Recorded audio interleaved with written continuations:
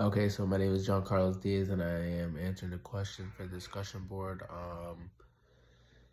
The question number one, do lobby interests, are interest groups too powerful, and should the Constitution stop them, and should they regulate them a little bit?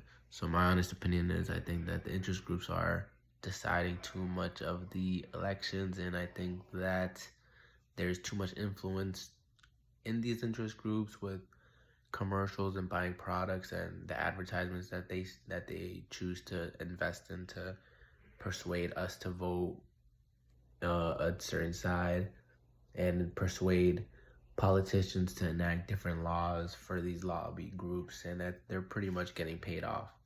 I think that the transparency of where these politicians get money from and what lobby groups, where the money actually is going, and how much influence these interest groups actually have over our every single day life is crazy. The pharmaceutical industry and health products is the biggest interest group, and they put over $300 million to persuade every $300 million to persuade politicians to enact different laws, and these laws go into our body. So let's say like the COVID-19 vaccine, the people that made these COVID-19 vaccines, they're probably in cahoots with the interest groups, and they're talking to the politicians, making them put in these laws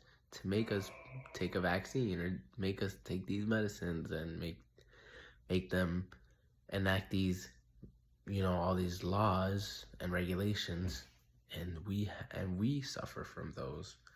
So I think that I think the Constitution needs to review these interest groups and really cut down how much money these interest groups are really laying out there to influence the political landscape and the elections, because us, the citizens, are the ones that are going to suffer if the wrong interest groups has too much power and has too much influence over bad law making politicians and individuals in elections.